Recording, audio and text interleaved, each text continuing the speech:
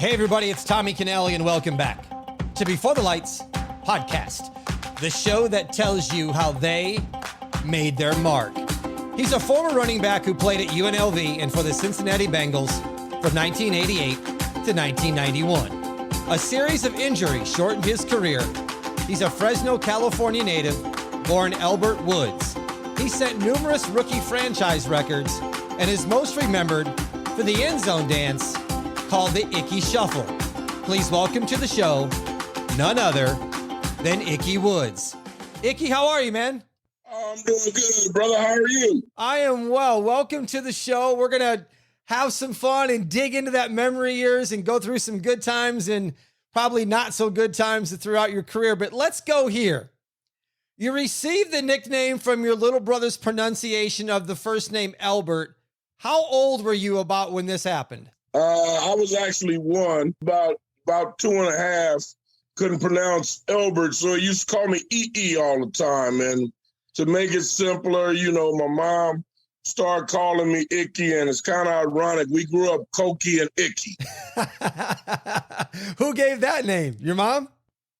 Yeah, my mom did. Mom gave us that name, so we were Cokie and Ickey, and you know, and I was a little bad rascal back in the day too. So you attended Edison High School in Fresno, California. And for the people that are listening that may be looking at either following in your footsteps or wanting to become a professional athlete, can you talk about the struggles you had in high school as a student and then what your performance was like on the field? Well, you know, I wasn't real heavy on school. I didn't like school that much. So I was the kind of guy who, you know, was a class clown. And then it came to the point where Prop 48 came in and you had to have good grades in order to get into college, in order to continue to play football. Football was my first love. So, you know, I loved playing the game of football. And it came time where, you know, I had to buckle down and, you know, start getting that schoolwork together if I wanted to get to that next level and keep playing football. So I didn't like school much, but I loved to play football. So I had to get that school part together so I could continue to play and go off to college. When did UNLV and Harvey Hyde start recruiting you? When was that? That was probably my junior year going into my senior year. You know, they had seen me and they had came, and the thing about it is I really didn't have no one there who could tell me when I got all these college letters, because I got letters from everywhere, man. I got letters from all over the place, but I didn't know when you got those letters, you had to fill those questionnaires out and send them back to the school. So I had a shoebox full of letters that I never, you know, sent their questionnaires back. So the schools didn't know I was interested in going there. But UNLV, you know, they just kept after me, brought me in for a recruiting trip. And the coolest thing about it is I wanted to go to Fresno State. But at that time, Jim Sweeney was the head football coach, and they didn't give scholarship to in-town kids. So, you know, and I couldn't afford to pay my way to school. So UNLV came in, gave me a full ride. You know, Fresno State came to the house and, you know, said they needed me to walk on and they would help me get financial aid and all that. And UNLV said, hey, man, we'll give you a full ride. And I went there for the visit, man. And once I went for the visit, that was all she brought. I was just going to bring that up because I live in Las Vegas. So when you came here from Fresno, what did you think of Vegas when you first got here? Oh, man, you know, I was a young kid, you know, 18 years old, man, coming in there to all the lights, and man, it was crazy. They flew me and my mom in. We get there. They take us to dinner. We go to dinner, and then, you know, back then, mom's was a little tired, so she wanted to go back to the room. But, you know, they had the guys take us out. And so, man, we went out, and I got back to the room that night. I said, Mom, this is where I'm coming, right? Yeah, man, it got me hook, line, and sinker, boy, when I got there.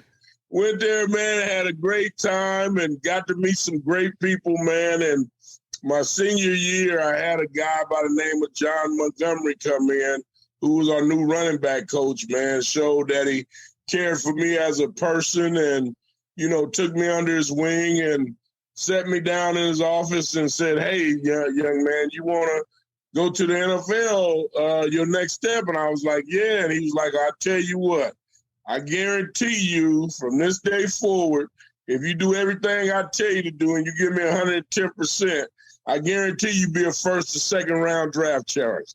And I kind of looked at him and I didn't know him from Adam. And I was like, well, who is this guy to try to, make that promise to me? But I didn't have nothing to lose, man. I had 1 year to make it big and I did everything he asked me to do.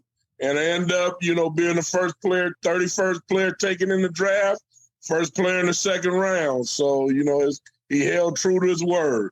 I'm going to read off some of your stats from your senior year, but I want to revert back just a second.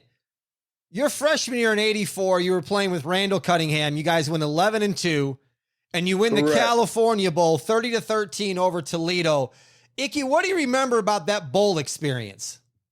Well, being that it was in Fresno, my hometown, I was over the moon, man. I was able to get there my freshman year, and our starting fullback, Tony Lewis, he had hurt his back in the game prior, so they didn't really know if he was going to be able to go. So he was able to go probably the first few minutes of the game, and then he re-injured his back. And then in comes the freshman, Elbert Woods, in his hometown. And, man, I was great. I was able to score a touchdown. And, they interviewed me after the game, and I was saying, well, first of all, I'd just like to thank Jim Sweeney for not giving me a scholarship to come to Fresno. Oh, that is classic. Yeah, man. Your senior year in 87, you led the nation in rushing with 1,658 yards, the second most in UNLV history. You also have the single game rushing attempts record with 37 attempts twice. The game I want to point out to is the game versus Pacific. Was that the game that catapulted you, do you feel like, to another level?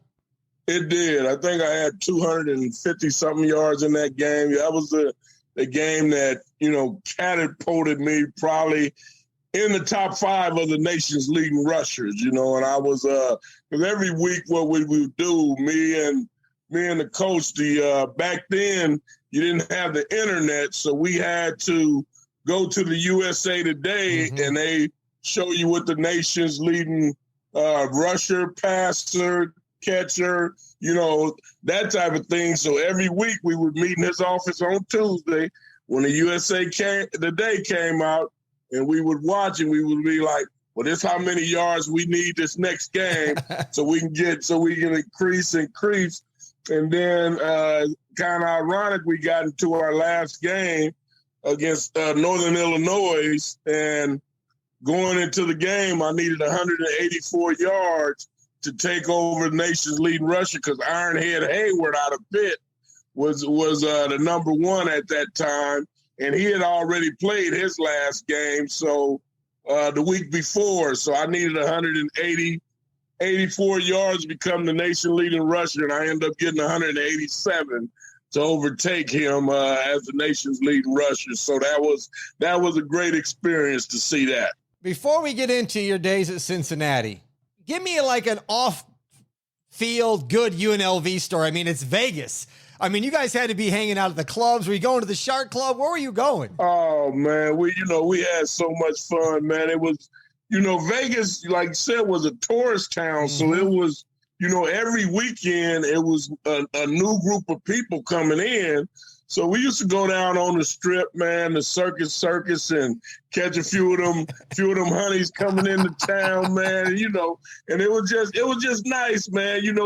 When you had to really look ahead, because you can go. That was at a time where you can go and to the slot machine and act like you're gambling, and they'll just bring you free drinks, just Right. to keep you going. So we didn't have to spend no money on drinking because we'd go get the free drinks, So it was, and then the food was real cheap, man. I mean, it was a blast, man. We had a great time. I don't know if you took advantage of it, but I used to go late at night. There was a cafe in the downstairs on Fremont Street of the old Horseshoe. And they had $1.99 steak and eggs after 10 p.m. Oh, yeah. And we'd line up the steps. When I was there, they had that at the Palace Station. Oh, yeah. Right there. Yep. I can't remember what street it was on, but we used to go there every time after we leave the club, man, and eat up some stuff. You mentioned that you got drafted, 31st pick, drafted second in the second round for the Cincinnati Bengals. What did you know about Cincinnati then, and what were your thoughts about going to Cincinnati? Well, when I got with my agent, me and Ironhead actually had the same agent coming out of, which was Bruce Allen, and there was 3 teams that he said we do not want to go to, and the Cincinnati Bengals just happened to be one of the 3 teams, and we got drafted, and I was a young kid, so I was just happy to be on the NFL team. So, I was like, okay, well, you're going to have to get down there and you're going to have to prove that you belong here because you really hadn't done nothing for 3 years in college, and you just burst on the scene your last year. So you're going to really have to get there and prove yourself. And I worked hard that off season to get ready for, the upcoming season with the Cincinnati Bengals. I got there. I got the rookie mini camp, and we went through rookie mini camp, and then the veterans came in to camp. And when we got to the veteran camp, I can remember like it was yesterday. We in the running back meeting, and Jim Anderson put on the board the first, second, third, fourth team. And he had Stanley Wilson as the first team and Bill Johnson as the third team. Well, Bill Johnson actually had number 30 when I got to Cincinnati, so they put me in 31. And so I had to wear 31 the first 6 games because Bill Johnson left camp the next morning. Well, that night after they put me on second team and put him on third team, he was upset, so he left camp that night. Oh, yeah, he left that night and didn't come back. And so when he didn't come back, a week after our second preseason game, I went in to Tom Gray, which is equipment manager. I said, hey, Tom, I don't think Bill Johnson's coming back, man. I need to get number 30. And he was like, no, you got to – he got to be gone 6 weeks before you can change numbers. So I said, okay, we waited. And then we played the Jets our 6th game of the season. That was my breakout game. That's when I rushed for 153 yards. I had 2 touchdowns. And that was the first time I actually did my Ickey Shuffle. So I get, after the game, Monday come around, I go into the equipment room and I say, hey, Tom, man, it's been 6 games now, man. We're going into 7. You said after the 6th game, I can get my 30. He was like, oh, no. You had a great game at 31. You need to keep 31. You need to keep 31. I said, listen here, Tom. If I don't have 30 in my locker come game time, I ain't playing. And I walked out. I walked out the room, and I was like, I hope he had my number 30 in there, because I'm going to play no matter what number's in my locker. So I came in game time. It was game time. I came in. And there was number 30 in my locker. I was like, yeah, baby, we finna get it now. So we had a great time, man. I tell you. Let's touch base. You talked about the first time you did the Ickey Shuffle. Was it almost banned by the NFL? Yeah, they did. They told me I couldn't do it on the field, so I took it to the sideline. I wasn't gonna let them ban me, so do it on the field because teams were complaining it was taunting or something like that. And so the refs say you can't do it on the field. So when I scored, I just kind of ran to the sideline, did it for the fans, and they would go wild. Did you get fined for doing it as well? Yeah, I did get fined, but I was actually sitting in my locker. Which game was that? I think that was the playoff game against the Seahawks. I'm sitting in my locker and I look, and in comes Paul Brown. And Paul Brown, when he comes into the locker room, he goes straight from coming in to the back where the coach's office is. He would never stop. Every game we came there, he came straight in. He went straight to the back. So this particular time, he comes in the door, he stops, he looks at me, and he starts walking over to me. Now, I am, I'm trying to think, man, did I do something? What's going on? Why is he coming over here? Because he don't normally do this. So he came over, he said, "Hey, Ickey." I said, "Hey, PB, how you?" He said, "Oh, I'm doing okay." He said, "Hey, I just wanted to tell you," he said, "personally, I don't care too much for that little dance you do." He said, "But my wife loves it. You do it anytime you get ready." I said, "Oh, my God." I said, "God, I got the stamp of approval now, boy." It's on now. Yeah. By having that shuffle, did that motivate you to try and score more, to do that for the fans? It did, especially at home, because I only did it at home. If I scored on the road, I would just throw the ball to the ref, but, at home was the only time I really done it, because it was something for our fans, you know what I'm saying? So I did, every time I did it, it was at home. What was the town of Cincinnati like the year you played when you guys earned the berth to go to the Super Bowl? Was it out of control? Man, it was on fire, man. It was unbelievable, man. I tell you, boy, it was just something that it's hard to even explain how exciting the city was. And it was that way this past year too, when the current team made it to the Super Bowl, man. It was unbelievable. It hadn't been that way since we done it 33 years ago, and it was electrifying, man. It was great to be a part of it, to tell you the truth. Yes, sir. How did you get contacted about them putting you on the Sports Illustrated cover that says Super Bowl bound? Oh, man, they just called me up. I can't remember how they actually contacted me. I think they contacted me through my agent. Okay. They called my agent, and then, he let me know, "Hey, Sports Illustrated want to do a cover story on you. They're going to come out." And I was actually in California when they came and did it, because I was back at home because my mom was doing my hair and everything. So they did it. They did it in California. Super Bowl 23 versus the 49ers. A 2016 loss. Ickey, what do you remember away from the game? Like the experience of being in the Super Bowl, but not the actual game. It was just fun, man, because everywhere you went, people knew who you were, and you were in a city.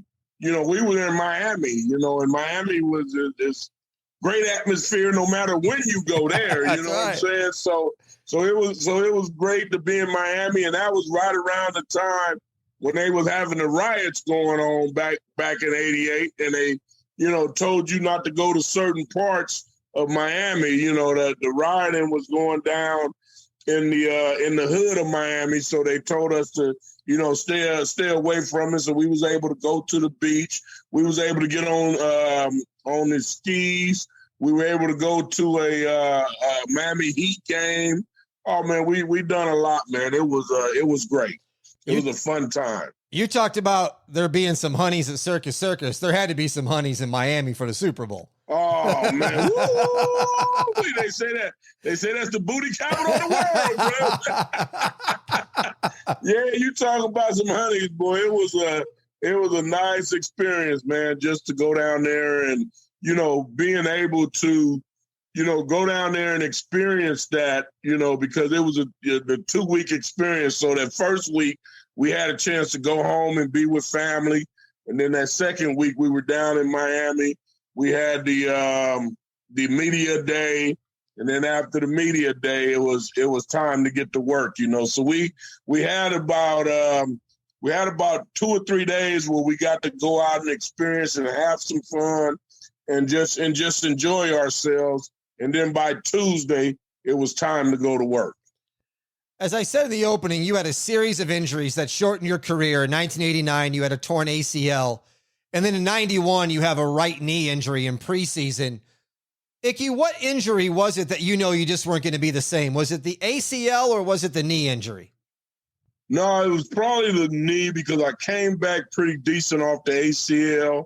I rehabbed real good and I got out there and what had happened, I went through the first ACL and then the right knee happened in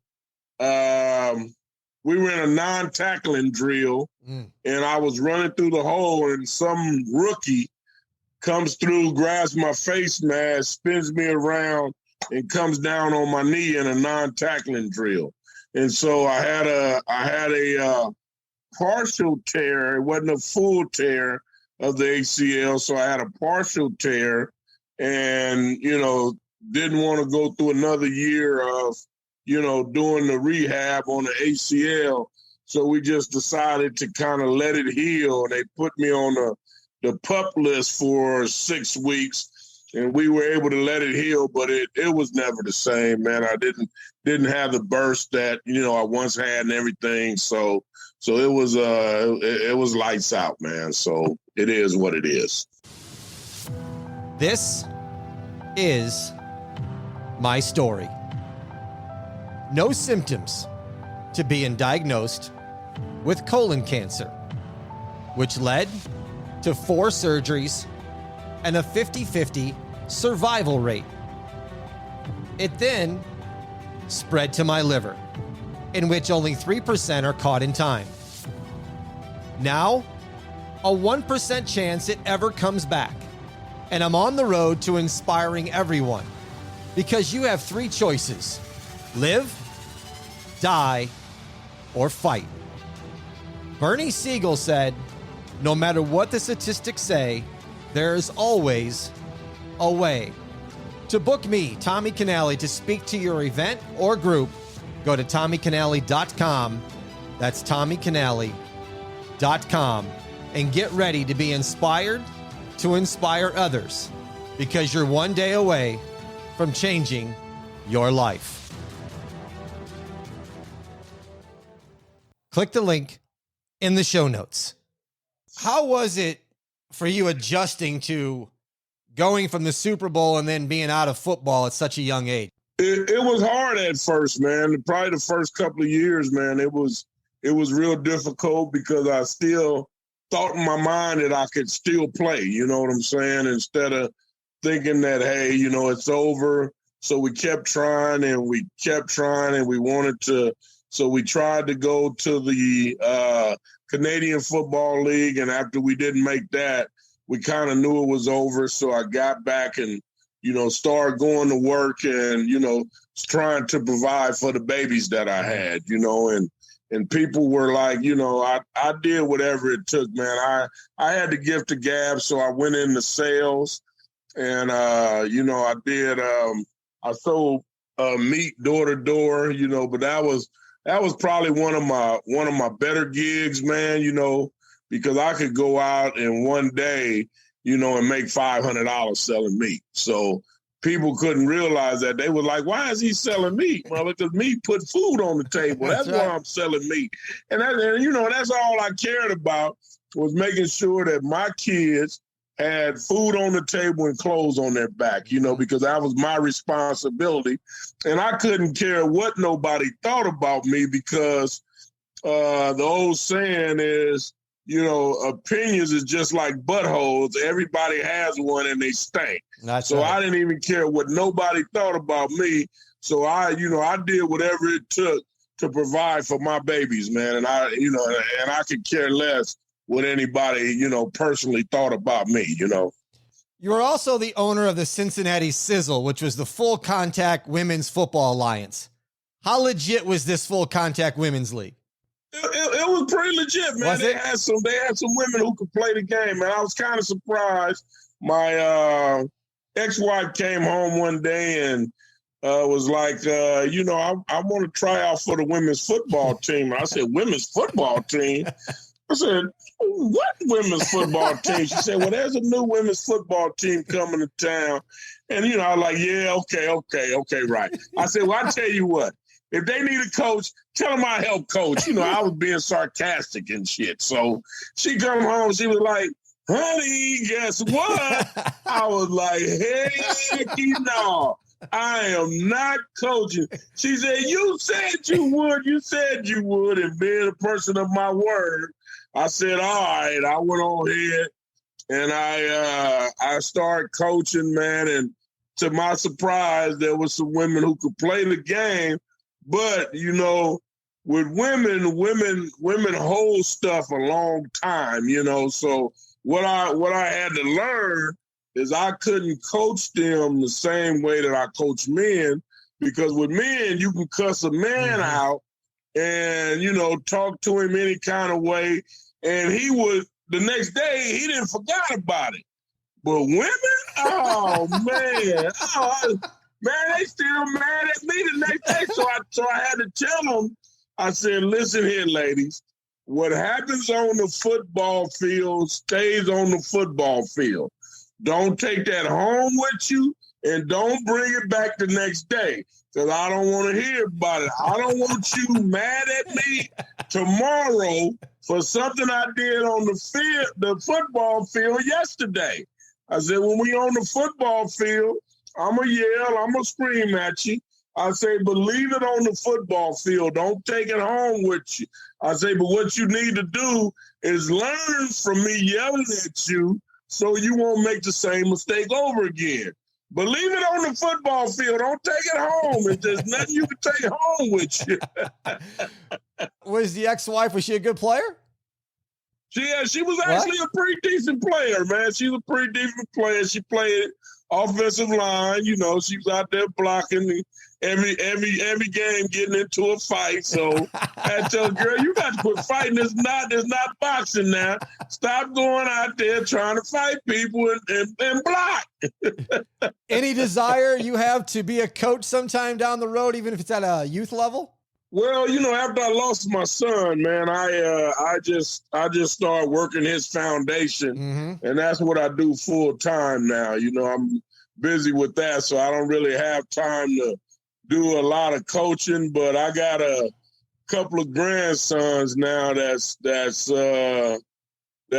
real young right now. So when they get to that age where they can probably play Little League or something, I might put back on the coaching shoes, so I can coach my grandbabies. There you go. I'm going to dive into the foundation here in a minute, and we're going to get all into that. Couple more questions. The Bootsy Collins video, Who Dey Invasion. Flavor Flav has got the clock. Where did you get that big B? Man, I happened to be in Vegas last year. Oh, Vegas. For the Bengals game against the Raiders, and I had I met my cousins down there from Fresno. They had flew down for a little family friend actually played running back at UNLV.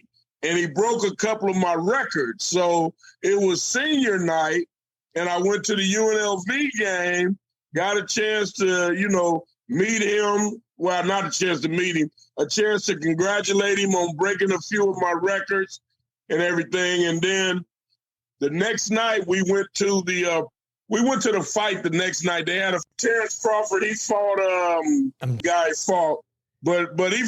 Terrence Crawford had a fight on Saturday night, and then after the fight, my cousin was staying downtown, and he said he was on Fremont Street, and he seen these big bees down there. Yep. And he said, I know. He said, cuz I know you'll want one of them if we go down there. I said, all right. So after the fight, I said, well, let's go down there. Let's go on down to Fremont Street. Show me where them bees at. So we went down there, and it had that big bee. I was like, oh, yeah. Oh, I definitely need to get one of them. I said, I'm going to wear that to the game tomorrow. Because we were going to the Bengal game the next day. I said, I'm going to wear that to the Bengal game. So I'm sitting around. I got that big B on. I got dressed, put on my Bengal paraphernalia on, got that big B on, and I was walking around the stadium yelling that, Hooray! Hooray! And then the Bengals ended up winning. So I get back home, and we having to play, who we played when we got back home? Wherever we played, I didn't wear the B to the game, and we ended up losing that game. And I was like, man, come on. So the next week we played another game. I didn't wear the B. We ended up losing again. I'm like, oh, man, get that. I'm wearing my B from here on out. So every time I wore my B, man, the guys started winning. And I was like, all right, I ain't never taking the B off when I go to a game. I said, I'm going to continue to wear my B. And sure enough, every week, they kept winning, and people was like, hey, Ickey, why you still got that plastic on the B, man? Why you take that plastic off? I say, look at the plastic. You see all that dirt on that plastic? They was like, yeah. I said, well, where you think that dirt would be if that plastic wasn't on the B?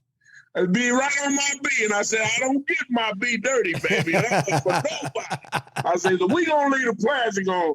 I said, so after my boys win the Super Bowl, I'm going to take the plastic off then. But until then, the plastic stay on. Ickey, you've been in a few commercials. You were in a National Oldsmobile with your mother, and then the Geico where I'm going to get me some cold cuts. How many takes did you do of that Geico commercial? I did actually 5. Okay. So we started off, we did 2 takes, and then at the end of those takes, they had me going back to the cart, leaning over the cart and picking something up off the cart and act like I'm reading. Man, I ain't doing that no more. That shit whack. So I said, I'm going to try something and see if they like it, So we went through the skit again, then we came to the end. I walked by the cart, and then I just yelled, I'm going to get me some gold cuts today, and start jumping in the air. And they were like, oh, we love it. We love it. We love it. We love it. So, I improv, man, and they changed the last ending of it, man. So, we just having some fun, bro. That's it. Listeners, I'm going to put a link in the show notes to the Javonte Woods Foundation and also to the Geico commercial so you can get a look at it. If you don't know what we were just talking about, you got to check out the Geico commercial. Javonte Woods Foundation, named for your son who passed at age 16 on August 14th, 2010 from an asthma attack. The foundation provides funding and educating for asthma research and organ donor education. Tell my listeners and myself about who Javonte Woods was.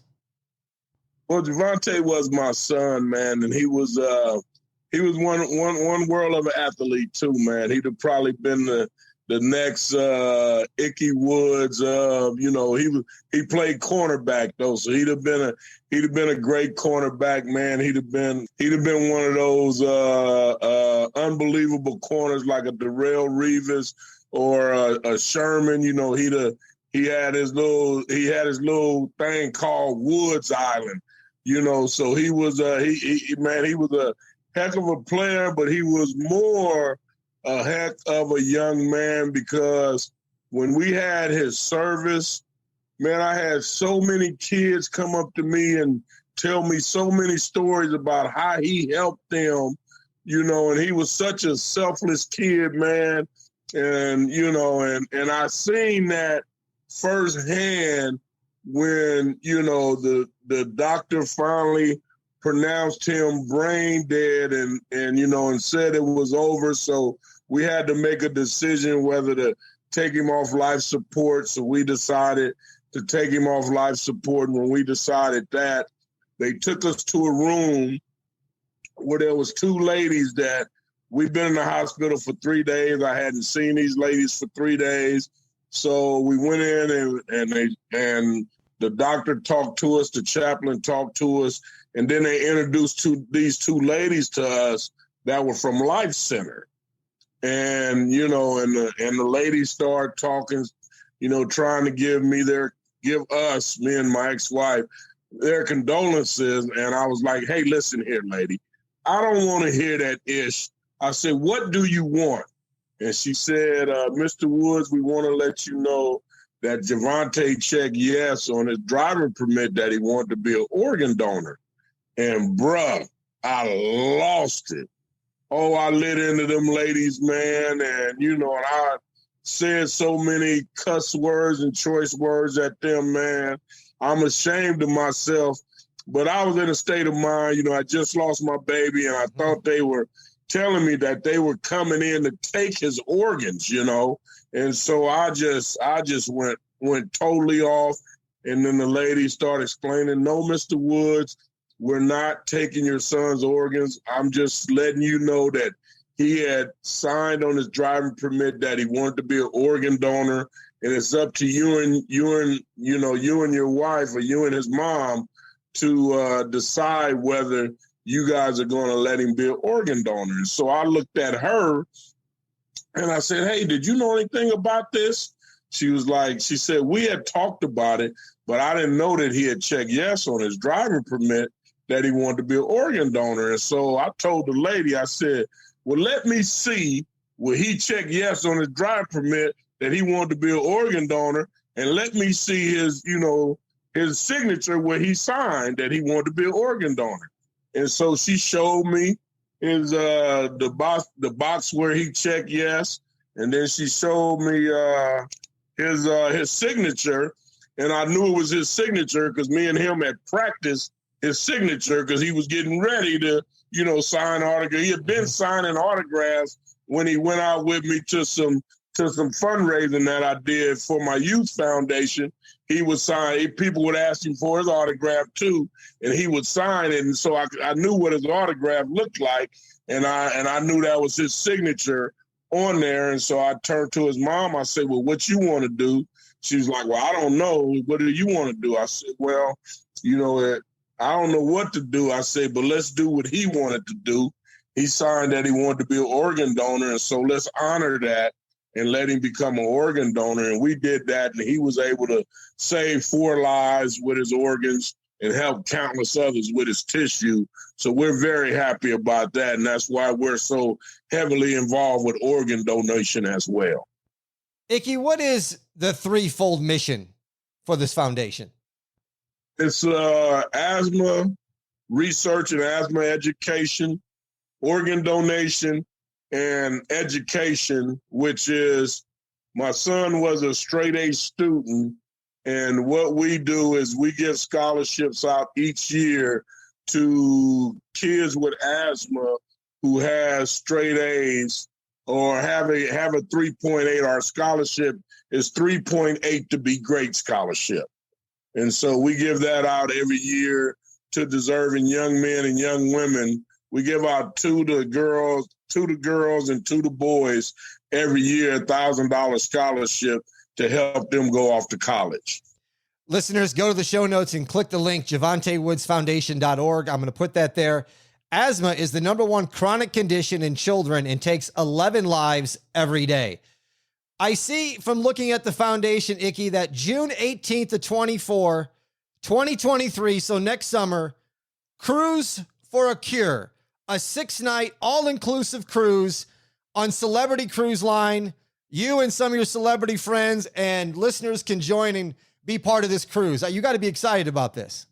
Man, I'm ecstatic about that, man. We're going to have so much fun on that cruise, man. We're going to do a lot of stuff dealing with, you know, raising money for the foundation, man, and fighting this deadly disease, man. But I am ecstatic. Actually, my 2 sons are the ones that's putting it together, man. It's good to see my babies step up, man, and do something, man. I'm just overjoyed that, you know, they came to me and say, hey, Dad, We want to do this cruise. We just want to get your approval, and we'll get to work on it.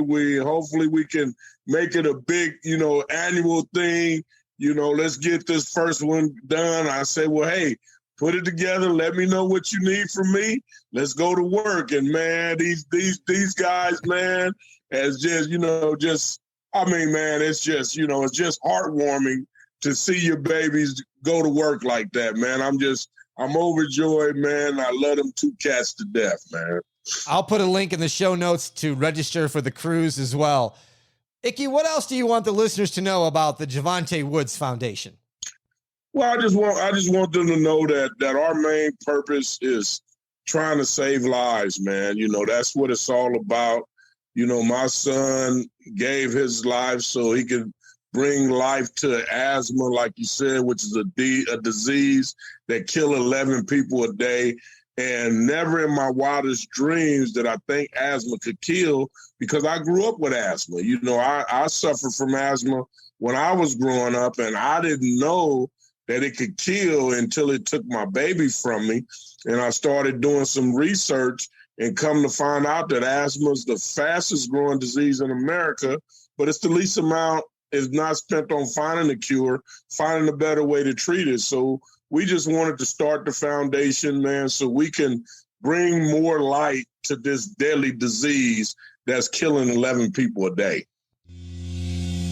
In today's real estate market, you need to work with a real estate professional who you can trust. Amy Canale is a proud member of the Berkshire Hathaway Home Services Network in Nevada.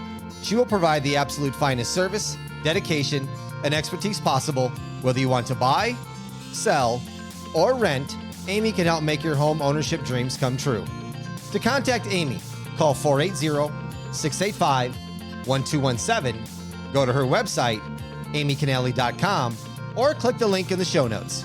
BS 0146092. We've been talking about Ickey Woods, but tell me, who is Elbert Woods these days? I guess Elbert Woods is the ego alto of Ickey Woods.